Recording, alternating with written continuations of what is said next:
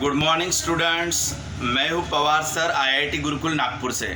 बेटा आज हम लोग इलेक्ट्रोकेमिस्ट्री में फैराडेज सेकंड लॉ पढ़ेंगे। जिस तरीके से हमने फैराडेज फर्स्ट लॉ पढ़ा था उसी तरीके से आपका फैराडेज सेकंड लॉ है। बट फैराडेज सेकंड लॉ समझने के पहले कुछ कंसेप्ट आपको क्लियर रहना चाहिए। बेटा पहला क्वेश्चन मैं आपको पूछूंगा कि 1 इलेक्ट्रॉन पे कितना चार्ज होता है। तो एक इलेक्ट्रॉन पे कितना चार्ज होता है? 1.6 इंटू 10⁻⁻19 कूलम। ये एक इलेक्ट्रॉन के ऊपर चार्ज होता है। अब मेरा सेकंड क्वेश्चन है बेटा कि 1 मोल यानी क्या होता है। तो हमारा सेकंड क्वेश्चन हो गया कि 1 मोल क्या होता है। तो बेटा 1 मोल यानी 6.023 इंटू 10⁻23।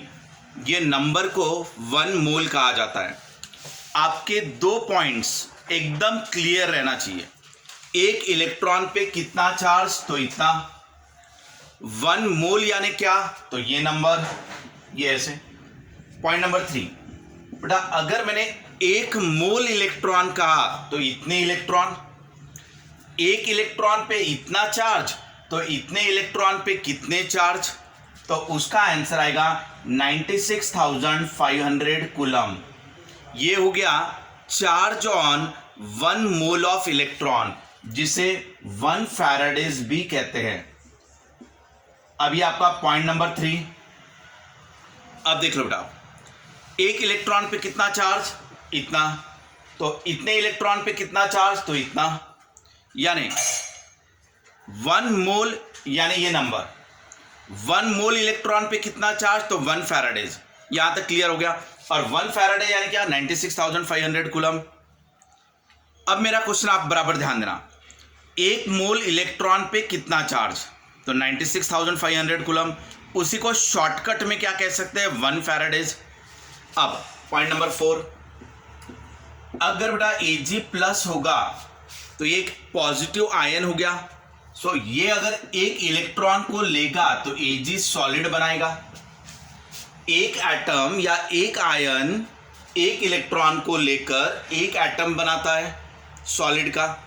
अब अगर मैंने कहा ये पूरा 1 मोल के लिए अप्लाई करो, 1 मोल के लिए, सो ये पूरा 1 मोल ले लो। 1 मोल एटम का वेट यानी atomic weight in gram, that is 108 ग्राम। ये क्या हो गया, सिल्वर का एटॉमिक वेट, या 107.9 भी रहता है, अप्रोक्सीमेट में 108 gram. This is the atomic weight of silver, यानी 1 मोल एटम का वेट। 1 मोल बोले तो इतना नंबर, यानी इतने एटम का वेट। अब बेटा इसके 1 मोल का मास इतना हुआ, तो ये भी इलेक्ट्रॉन भी कितने रहेंगे, 1 मोल। और 1 मोल इलेक्ट्रॉन पे चार्ज कितना होता है, 1 फैराडेज। सो इतने मास के लिए इतने चार्ज। अगर मैंने कहा कि सिर्फ मुझे 4 ग्राम चाहिए, सो 4 ग्राम के लिए कितना चार्ज, तो x फैराडेज। समझ में आ रहा है ये कैसे लिया हम लोगों ने। ये पहले ले लिया 1 मोल के लिए। सो 1 मोल का वेट, 1 मोल पे का चार्ज, तो इतना मास मिलता है इतने चार्ज से। तो 4 ग्राम मास मिलेगा कितने चार्ज से, क्रॉस मल्टीप्लाई कर दो। तो यहां से ये 108x आ जाएगा। 108x इक्वल टू ये आपका आ जाएगा 4, क्योंकि FF तो कैंसिल हो जाएगा ना। फैराडेज यहां पे भी आएगा, फैराडेज यहां पे भी आएगा, फैराडेज कैंसिल हो जाएगा। सो x इक्वल टू कितना मिलेगा, तो x इक्वल टू मिलेगा 4 डिवाइडेड बाय 108। इतना फैराडेज, इतना फैराडेज ऑफ चार्ज हुआ। बेटा ये आ गया तुम्हारा फैराडेज में, ठीक है ना। अगर इसको चाहो तो आप 96,500 से मल्टीप्लाई कर दो ताकि आपका चार्ज कूलम में आ जाए। यहां तक समझ में आया सबको। नेक्स्ट पॉइंट, अब हमारा फैराडेज सेकंड लॉ क्या है, उसका स्टेटमेंट क्या है, वो हम लोग देखेंगे। ये जो अभी मैंने बेसिक बताया वो बेसिक आपको पहले दिमाग में रखना है, उसके बिना आप समझ नहीं पाओगे। अगर मैंने 2 इलेक्ट्रोलाइटिक सेल्स सीरीज में कनेक्ट कर दिए, सीरीज में कनेक्ट करेंगे अभी हम लोग। ये हमने ले लिया इलेक्ट्रोलाइटिक सॉल्यूशन। बेटा इसमें मैं ले लेता हूं AgNO3। और इसमें ले लेता हूं मैं ZnSO4, ये ऐसे। यहां पे 2 इलेक्ट्रोड ले लेंगे, कैथोड एनोड।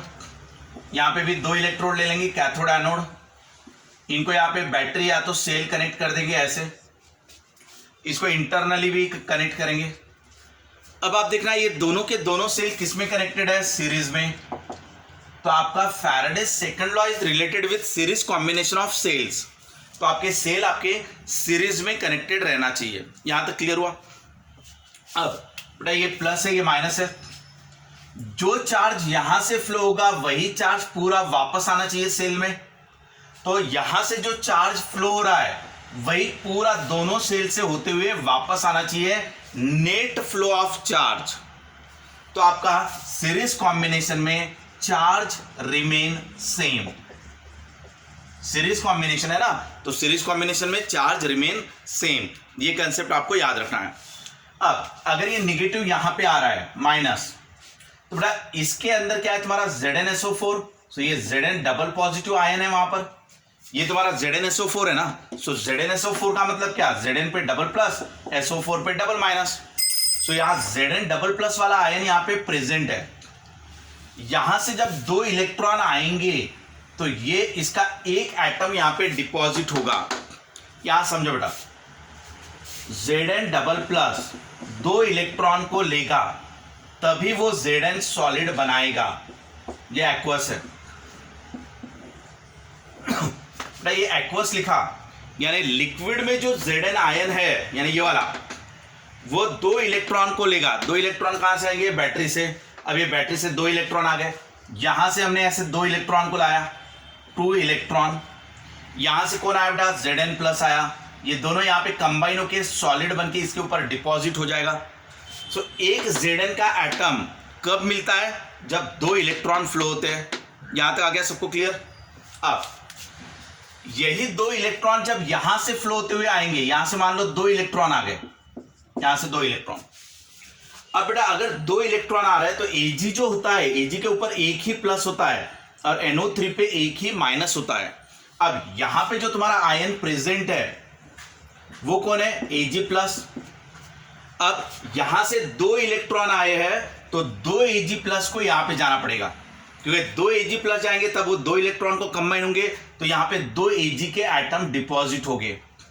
आप समझ लो बेटा, यहां पर Zn के सिर्फ एक ही एटम डिपॉजिट हुआ 2 इलेक्ट्रॉन की वजह से, बट सीरीज में रहने की वजह से 2 इलेक्ट्रॉन ही आप यहां पे लोगे। लेकिन यहां पे कितना Ag डिपॉजिट होगा, तो यहां पे आपका Ag के 2 एटम डिपॉजिट हो गए, क्योंकि Ag के ऊपर सिर्फ एक ही प्लस रहता है, एक प्लस। वो एक इलेक्ट्रॉन को लेके ही Ag बना लेता है। लेकिन यहां से इलेक्ट्रॉन तो हमने लिए 2, सो 2 इलेक्ट्रॉन अगर लोगे तो इसको 2 से मल्टीप्लाई कर दो, ऐसे 2 से। सो वही 2 चार्ज, 2 इलेक्ट्रॉन एक ही Zn को डिपॉजिट करता है, जबकि वो 2 सिल्वर को डिपॉजिट करता है। ये आपका फैराडेज सेकंड लॉ का मीनिंग है। अब इसके ऊपर न्यूमेरिकल्स कैसे। अब अगर मैंने कहा, अब मेरा एक क्वेश्चन है कि mass of silver deposited is 4 ग्राम। अब या 2 ग्राम ले लेता हूं मैं, कि 2 ग्राम सिल्वर डिपॉजिट हो रहा है यहां पर, तो यहां पे कितना Zn डिपॉजिट होगा वो बताओ। सीरीज कॉम्बिनेशन है, फैराडेज सेकंड लॉ है, ऑब्वियस है, चार्ज रिमेन सेम, इतना क्लियर है। यहां पे अगर 2 ग्राम सिल्वर डिपॉजिट हुआ तो यहां पे कितना ग्राम Ag डिपॉजिट होगा वो बताओ, कितना ग्राम Zn डिपॉजिट होगा वो बताओ। अब बड़ा आसानी से सॉल्व कर सकते हो, कितना मास डिपॉजिट हुआ Ag का वो पता है, तो यहां से क्या निकालोगे आप, चार्ज या तो फैराडेज। वही चार्ज यहां पे अप्लाई कर देना, क्योंकि अभी चार्ज नोन है, चार्ज पता है तो मास निकल जाएगा। कितना चार्ज फ्लो हुआ, इससे मास ऑफ सब्सटेंस डिपॉजिटेड निकल जाता। ये मास कितना चिपकेगा, कितना डिपॉजिट होगा, ये डिपेंड रहेगा चार्ज पे। अगर मुझे मास डिपॉजिट पता है तो मैं चार्ज निकाल सकता हूं, और वही चार्ज यहां से फ्लो होगा, तो अब मुझे यहां से फ्लो होने वाला चार्ज पता है, जो कि यही है। अब अगर मुझे चार्ज पता है तो उस चार्ज की वजह से कितना Zn डिपॉजिट होगा वो मैं निकाल सकता हूं। ऐसे सिंपल होता है आपका फैराडेज सेकंड लॉ। अब देखना बेटा, स्टेप 1, तो जो चीज आपको पता है आप वहां से शुरुआत करना। जैसे आपको Ag का मास पता है तो आप Ag से स्टार्ट करो। Ag plus plus electron gives Ag, ये समझ में आया सबको? ये इक्वेशन 1 एटम के लिए हुआ। अब आप इसको 1 मोल को अप्लाई कर दो। 1 मोल का वेट कितना? 108 ग्राम। 1 मोल पे कितना चार्ज? तो 1 फैराडेज, क्योंकि बेटा ये 1 मोल इलेक्ट्रॉन है। 1 मोल इलेक्ट्रॉन पे 1 फैराडेज का चार्ज होता है। तो हमारे पास मास कितना है? 2 ग्राम। सो 2 ग्राम के लिए कितना फैराडेज? x Faraday's. समझा यहाँ तक? नाउ एक चीज याद रखना बेटा, ये इक्वेशन कैसे लिए? अगर मुझे 10 रुपए में 10 रुपीज में 2 चॉकलेट मिलती है तो 5 रुपए में कितने चॉकलेट मिलेंगे? या तो आप ऐसे भी कह सकते हो, 50 रुपए में मुझे 10 पेन मिलते हैं, मार्कर या पेन, तो बराबर मुझे 20 पेन कितने रुपए में मिलेंगे? इस तरीके से आप इक्वेशन बना सकते हो। यस, अब इसको क्रॉस मल्टीप्लाई कर लो तो ये हो गया तुम्हारा 108x इक्वल टू 2। तो x इक्वल टू कितना आ गया? 2 डिवाइडेड बाय 108, यानी कितना? 1 डिवाइडेड बाय 54। तो इतना फैराडेज ऑफ इलेक्ट्रिसिटी रहेगा, इतना फैराडेज ऑफ इलेक्ट्रिसिटी। अब बेटा अगर मुझे चार्ज चाहिए तो ये क्या करूंगा? 1/54 इंटू 96,500 कूलम, ये हो गया इन टर्म्स ऑफ फैराडेज, कि इतना फैराडेज ऑफ इलेक्ट्रिसिटी, या तो इतना कूलम ऑफ इलेक्ट्रिसिटी, या तो इसमें ले सकते हो या तो इसमें ले सकते हो। तो हमें यहां मास पता था, उससे हमने चार्ज निकाल लिया। अब वही चार्ज यहां से फ्लो होगा तो यहां का चार्ज मिल गया, तो उससे इसका मास निकाल सकते हैं। कैसे? स्टेप 2 देख लो आप। अब ले रहे हैं हम लोग स्टेप 2। अब मुझे बताओ बेटा Zn के बारे में इक्वेशन क्या है? तो Zn double plus plus 2 electron gives Zn, ये ऐसा। तो Zn का मास नंबर, इसके 1 मोल का मास वो यानी 65.5 ग्राम। Zn के 1 मोल का वेट है ये, एटॉमिक वेट। यहां 2 मोल इलेक्ट्रॉन यानी 2 फैराडेज। तो हमारे पास कितना चार्ज है? F divided by 54, F divided by 54। इतने चार्ज के लिए कितना मास? ये हो गया 1 मोल का मास, ये 2 फैराडेज। तो इतने फैराडेज के लिए कितना मास? क्रॉस मल्टीप्लाई करो तो ये आ जाएगा तुम्हारा 65.5 into F divided by 54 is equal to 2Fm। ये ऐसा आ गया बेटा, FF कैंसिल हो जाएगा। सो मास इक्वल टू कितना मिलेगा? 65.5 डिवाइडेड बाय 54 इंटू 2, इतना मास आ जाएगा ग्राम में। सो इसका जो आंसर आएगा उतना ग्राम ऑफ Zn यहां पे डिपॉजिट होगा। बेटा ये आपका फैराडेज सेकंड लॉ है। इसमें 2 के जगह पर 3 सेल भी आप ले सकते हो।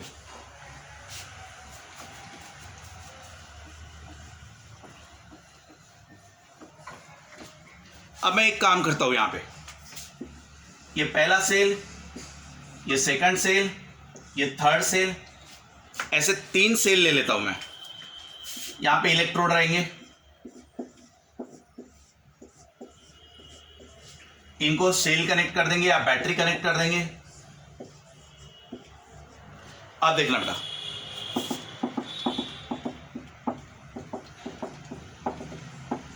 यहां पे मान लो AgNO3 है, यहां मान लो CuSO4 है, ठीक है, AgNO3 CuSO4, और यहां पर मान लेते AlCl3, ये ऐसे।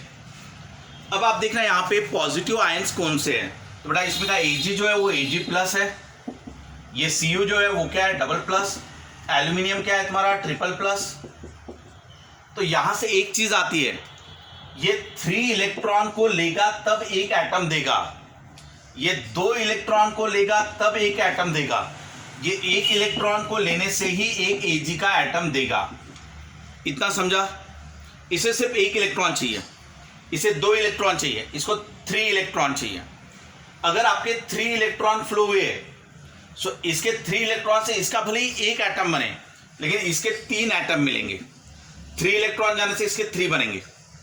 आप यहां पे 3 इलेक्ट्रॉन ले सकते हो, 3 से मल्टीप्लाई करो दोनों तरफ, ये 6 हो जाएगा, ये 3 हो जाएगा, या ये 3 अगर ले लिया तो ये 1.5 हो जाएगा। यानी इसका एक एटम एल्यूमिनियम का, इसका 1.5 एटम और इसके 3 एटम आएंगे। यहां पर चेक कर लो, अगर मैं यहां पे 3 लेता हूं तो आपको यहां पे 3 लाना है, यहां पे भी 3 लाना है, उसको रीएडजस्ट कर लेना आप लोग।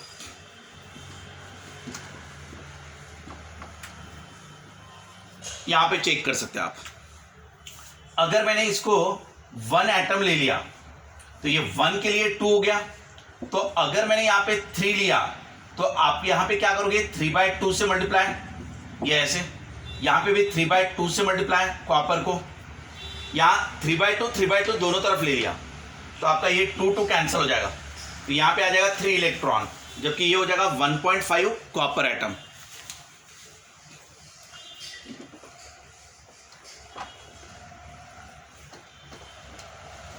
इसके ऊपर न्यूमेरिकल कैसा बन सकता है वो भी देख लेते हैं।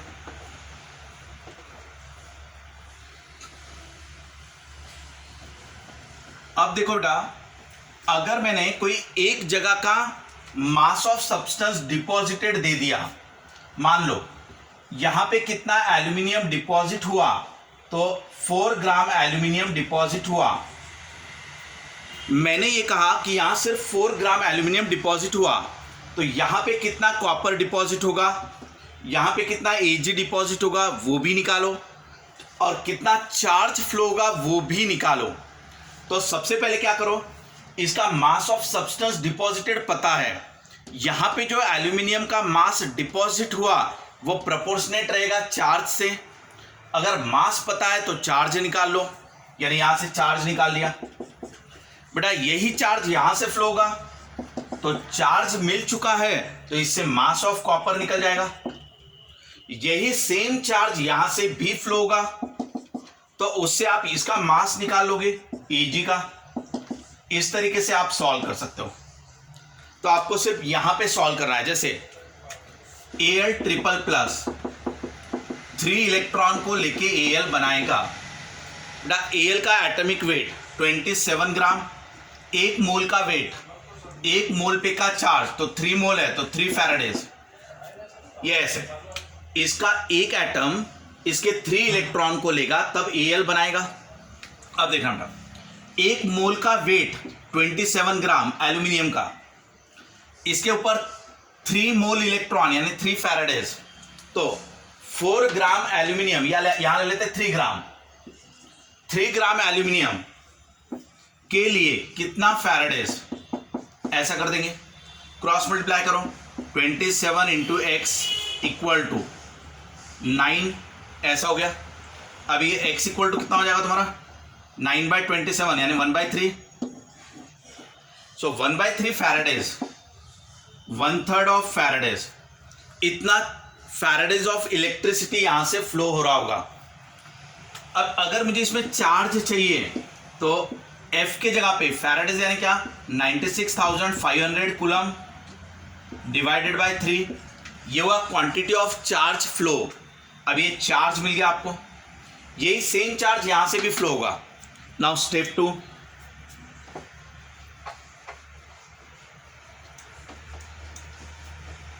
अब स्टेप 2 में कॉपर को लगा दो, कॉपर का Cu double plus plus 2 electron gives copper, ये ऐसा है अपना, यानी यहां से कॉपर डबल प्लस आएगा, यहां से इलेक्ट्रॉन आएंगे, वो कंबाइन होके यहां डिपॉजिट हो गए कॉपर। सो यहां कितना कॉपर डिपॉजिट हुआ वो निकालेंगे हम लोग। नाउ कॉपर का एटॉमिक वेट, 1 मोल का वेट 63.5, 2 फैराडेज इलेक्ट्रिसिटी ये वाला, तो बराबर F/3 के लिए कितना मास, यहां पे आसानी से सॉल्व कर सकते हैं, क्रॉस मल्टीप्लाई, ये हो जाएगा 63.5 F/3 is equal to 2mF। अब यहां से F कैंसिल हो जाएगा, M की वैल्यू आप निकाल लोगे, समझा बेटा ये। अब वही चार्ज यहां से फ्लो हुआ, वही चार्ज यहां से फ्लो होगा, वही चार्ज यहां से फ्लो होगा। Now take this step 3,